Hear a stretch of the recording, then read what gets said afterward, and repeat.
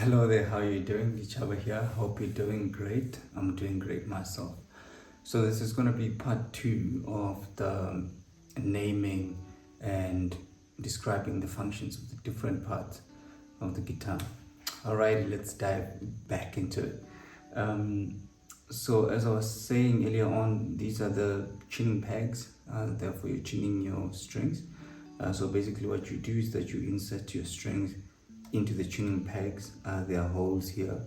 I think you're gonna have to watch videos or read up online about how to change your guitar strings and everything. You can also ask me, I'll tell you, right? So when you tune, it's either you turn them forward or you turn them backwards. I hope you can hear this, right?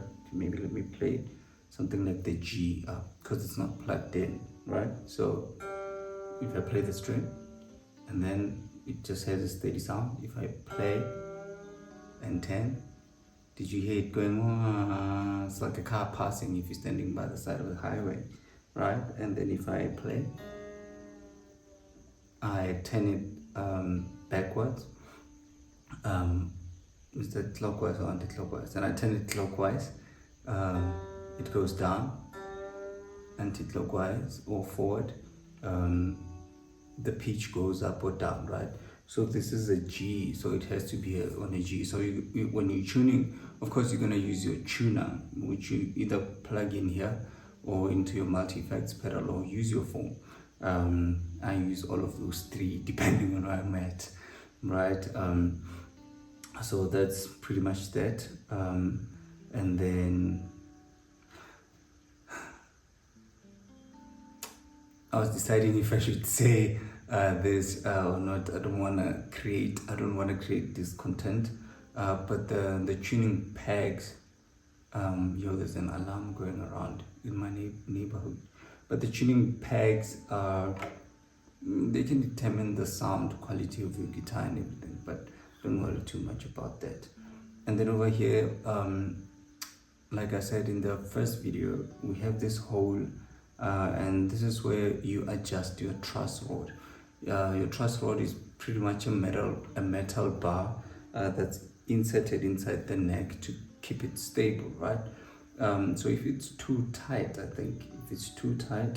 it may cause the neck to bend outwards if you're holding your guitar like this, and then it becomes concave instead of being super straight, and it may make it hard to play and keep your guitar in tune, especially in the middle here, because there'll be too much space between the strings and the neck.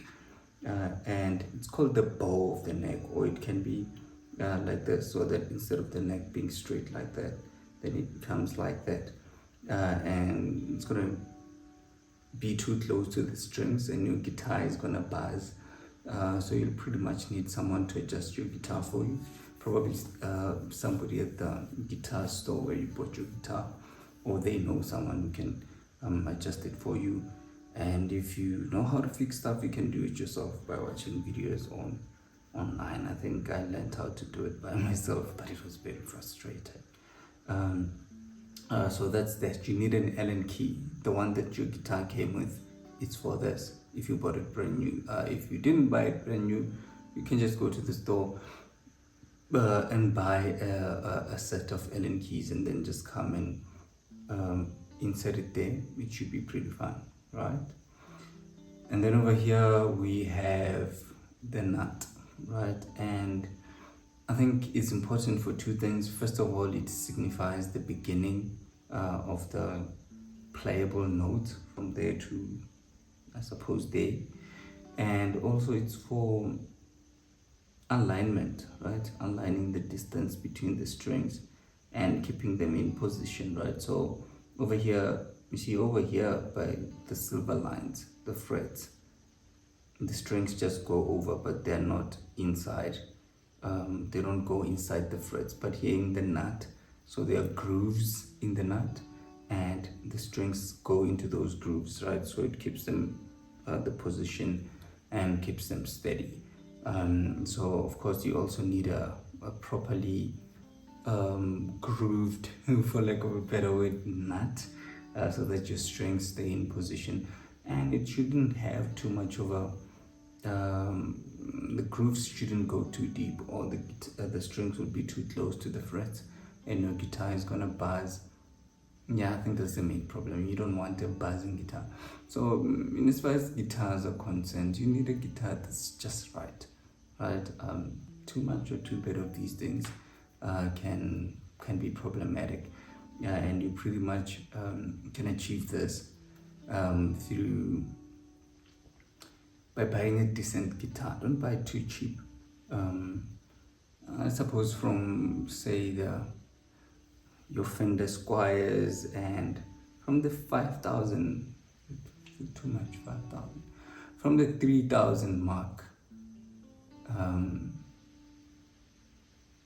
Okay, it will be decent from the 5,000 rands mark, and then the ones below can be a little bit problematic, but they can be adjusted for getting by, especially if it's an electric guitar. But with the acoustic guitars, you'd much rather buy a second-hand good guitar, but the very cheap ones are just going to give you a problem, right?